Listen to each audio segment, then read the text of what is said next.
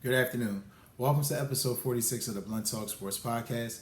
I'm your host, Anthony Wright, coming to you from the beautiful, summery, and warm and comfortable confines of Atlantic City, New Jersey. Wherever you may be watching or listening, I thank you as always. Like, share, and subscribe. It helps the channel.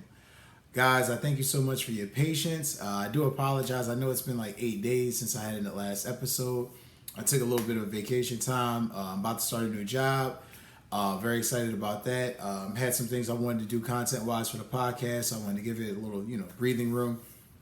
You know how it is for the Blunt Talk Sports Podcast, guys. Always fresh, updated, new content. Things for us to really dig deep in and dive into.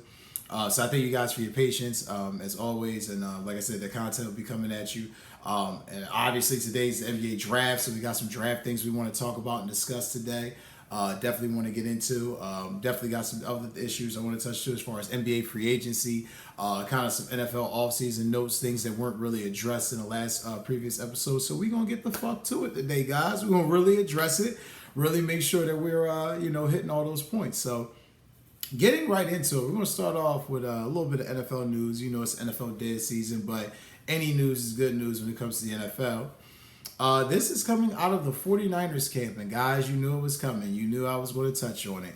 The Brandon Aiyuk comments that were posted on TikTok from his conversation and his FaceTime with Jaden Daniels.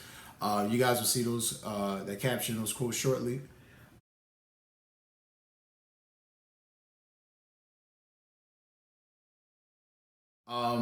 Nonetheless, yeah, his comments were very, very interesting. I'm gonna parse this piece by piece before I give my opinion. Starting off, his comments to Jaden Daniels on FaceTime stating, "They don't want me back," and within the midst of the conversation, Jaden Daniels asked, what do you mean? He said, "They said they don't want me back. I swear," and which invoked the laughter from Jaden Daniels and a weird response, and then you have Brandon Aiyuk placing this on his TikTok page, and I just say this, guys. I've been on this since right around the draft time when I told you guys they were probably gonna get rid of Debo. Kyle and John Lynch had cold feet. Didn't get rid of Debo. They were thinking about getting rid of Aiyuk. We all knew Brandon Aiyuk has asked for the trade request. He's asked to be let go. What I find startling about this is, right, you have a guy who is basically saying, "Get me the hell out of here. I don't want to be here anymore. You're not going to pay me what I feel I should be paid. There's really no discussion. I'm not coming back for anything less. I'm not going to do anything to start a fire or cause hell. But I'm not going to stay here if you're not going to pay me the money that I'm deserved." Okay, cool. Team said we're going to work out a trade. We all know it's well documented. Kyle and John said they worked very hard, to really scour and try to get a good trade partner, in there. They just, which is cool for, there were some offers. We didn't like really what we had, we were giving or being offered. So we just said, fuck it, we're not going to do it. That's what that's code for. And nonetheless, the predicament we're in again. Guys, I've been saying this all off season. This is the last time you will see this iteration of the San Francisco 49ers. There will not be another year where you will see this. I mean, they done jinxed, poor CMC. He's on the damn Madden cover. You got Brandon Aiyuk asking for a trade request. You got Big Mouth, a.k.a. Debo, finally shutting the fuck up and just coming into camp and being in the best shape of his life. Oh, coincidentally, they drafted his replacement in the end of the first round. I mean, guys, Trent Williams is asking for a new deal. I don't know what...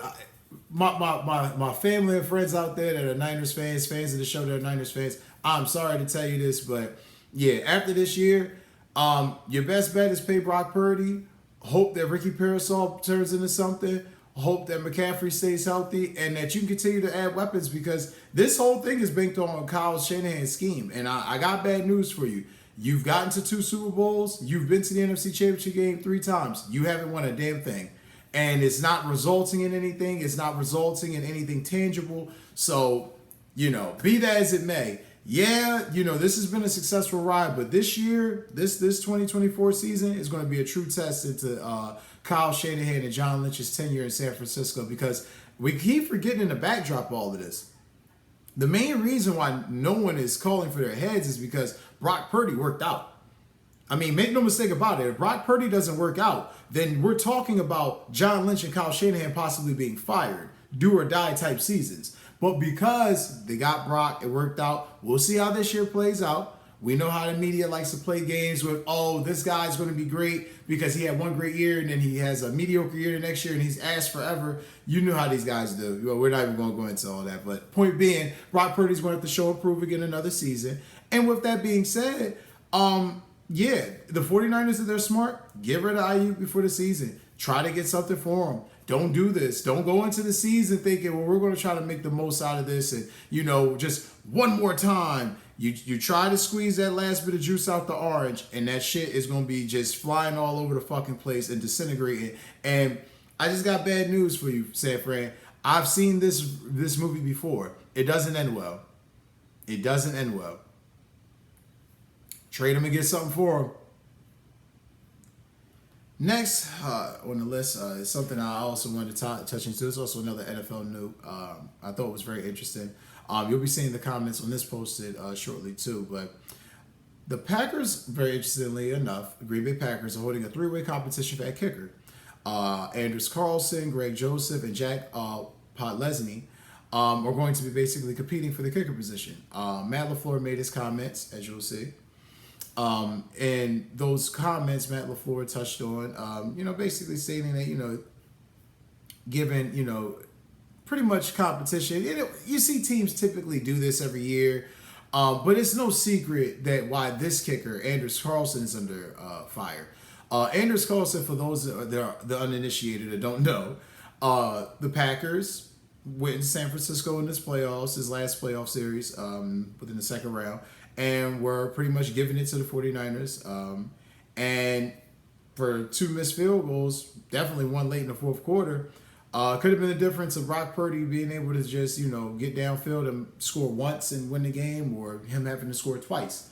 Just made that much of a difference. And nonetheless, Anders Carlson missing that kick cost the Packers. A lot of people we don't make excuses. We don't like to say, oh, the kicker did, it all came down to the kicker. But in essence, Aaron Jones doesn't get that 80-yard touchdown run, 80-plus yard touchdown run. He gets stopped. He gets tackled. So winds up being a 60-some-odd yard game. That drive stalls out, doesn't go anywhere. You don't hit that field goal. You don't get that field goal late in the game.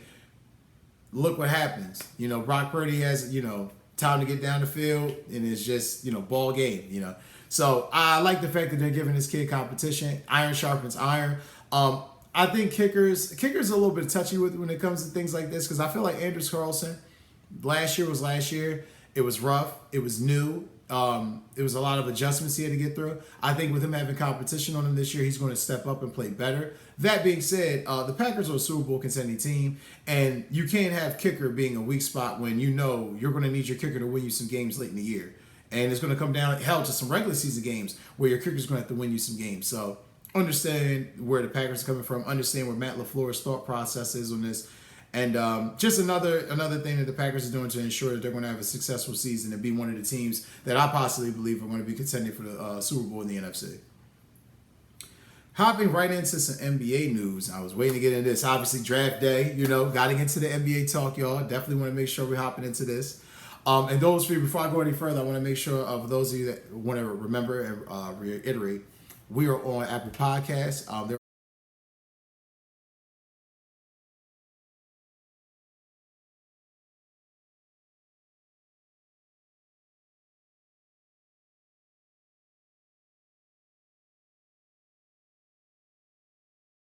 will be a link in the description within there. Please check out the Blood Talk Sports Podcast on Apple Podcasts, wherever you may be able to catch it. We're also on Spotify. Like I said, both links will also be description.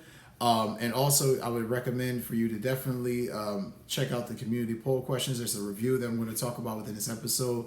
I post a lot of community poll questions. I get a lot of feedback. I appreciate it, guys. It's definitely good to hear your opinions and your takes on where you think things are going. There will be more coming, especially with tonight's draft. With that being said, though, I want to hop right back into the news. Klay Thompson. Now, this kind of happened last week while I was out, with the kids at the park, enjoying one of those beautiful, hot, humid-ass days.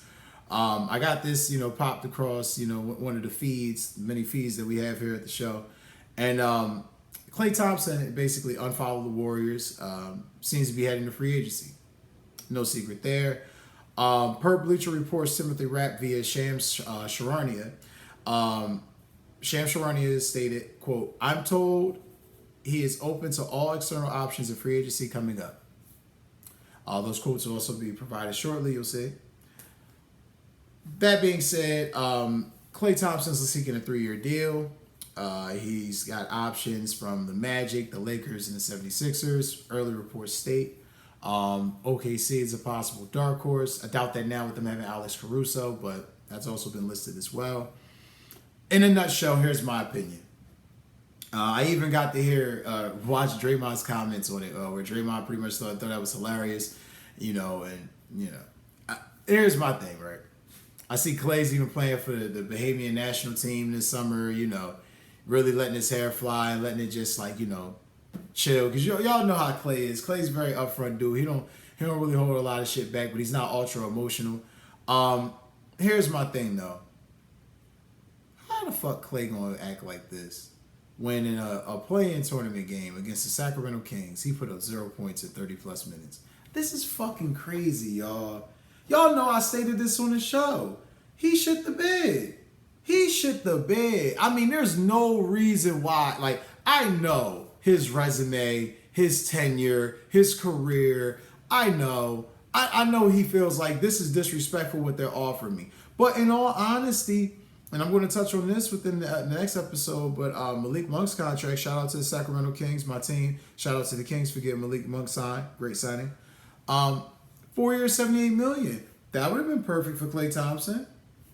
That would have been perfect for Klay Thompson. Klay has not played up to Klay Thompson, supermax Klay Thompson potential in about 4+ years. So I don't understand why this whole I feel disrespected and slighted bullshit. Because to be quite honest with you, you played like dog shit in one of the most important games of the season. There was plenty of times that your game just disappeared. Yes, you're one of the best shooters of all time. Yes, you're a part of one of the greatest tandems ever in NBA fucking history. But all that being said, you're probably getting your walking papers, bro. I thought the Magic would have possibly have been the best choice. Kind of thought that maybe, the Lakers is a dark horse. But I'm be honest with you. Go to Orlando, help that young team develop. Klay, you got your rings. You a Hall of Famer. Nobody's questioning your status or your rank. The reality is you're just not the same dude that you once were. And who the fuck is?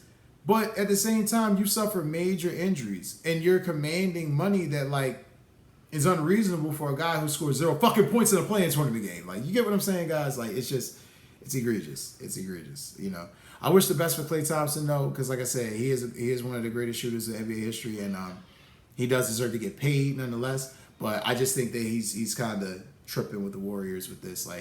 If you really want to stay with Golden State that badly, take the best deal possible and try to work it out. Outside of that, it's really frivolous and it's bullshit for him to just act like this and go through these little, teenage, young adult tactics to try to, get the message across, I mean, I'm pretty sure somebody on the social media team spotted it. That's why it was news.